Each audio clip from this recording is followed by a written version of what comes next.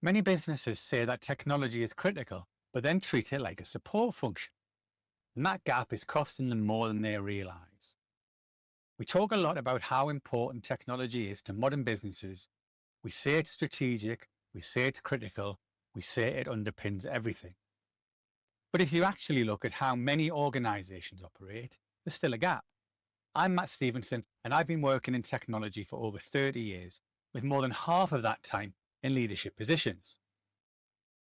Technology isn't always at the top table, or if it is, it doesn't always have an equal voice, or it gets brought in too late, once key decisions have already been made. And sometimes it's more subtle than that. Early in my career, I saw a business with a wood-panelled executive floor, complete with a locked executive bathroom, and the IT director didn't have a key. I've heard of businesses more recently winning awards for their technology but not inviting anyone from the tech team to the awards event. Or leadership teams made up of sales, operations, finance and HR directors and then a head of IT.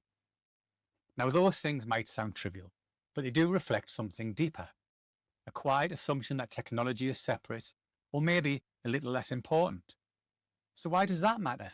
Well, because when technology doesn't have an equal voice at the table, decisions get made without the full picture. You end up committing to solutions without understanding what's actually possible or sensible. Commitments get made to timescales that were never realistic. You underinvest in the health of your systems, and then downstream the consequences show up.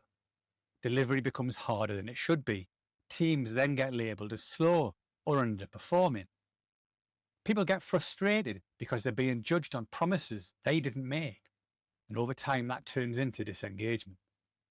Now this isn't theoretical. There's plenty of research backing this up. Gallup's global studies, for example, across thousands of organisations consistently show that highly engaged teams outperform the rest, with higher productivity, stronger customer outcomes, lower turnover and materially better profitability. This isn't a soft cultural idea. It shows up in the hard business metrics. So when technology feels like it doesn't have a voice, you're not just creating a cultural issue, you're creating a commercial one. Now, to be clear, this isn't about technologists always being right. It's about decisions being complete. If you don't have input from all the key functions, you're making decisions with blind spots. And in a world where technology underpins so much of how businesses operate, that's a really risky place to be. And this matters even more today than it did a few years ago, because for many businesses now, technology isn't just supporting the business, it is the business. And with things like AI accelerating execution, the quality of decision making matters even more.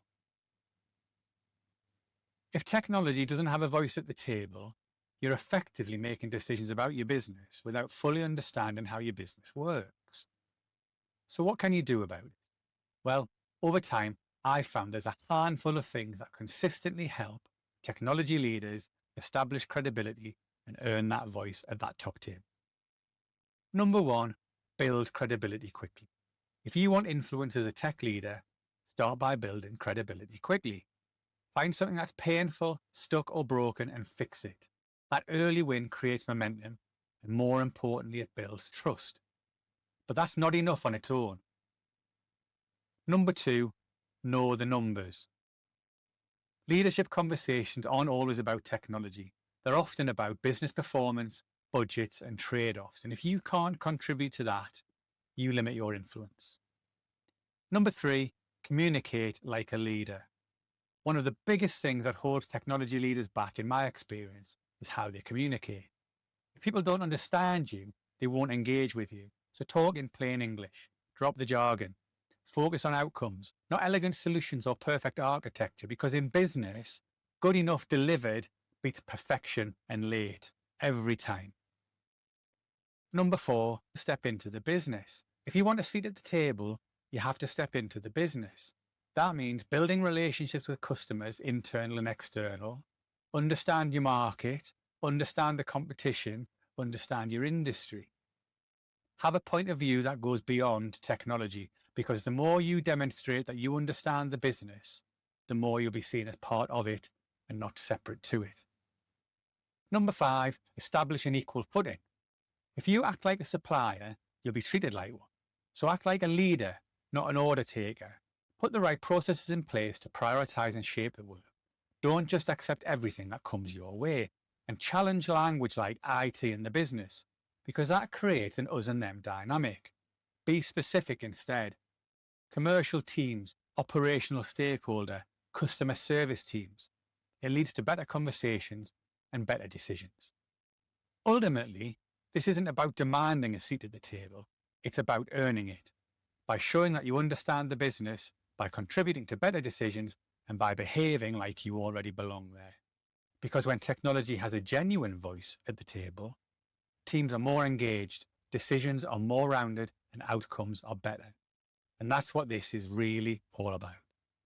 If this resonates with you and you don't feel like you've got a genuine voice at the top table and you'd like to have a chat about it, leave me a comment below or get in touch at my website www.stepthinking.com.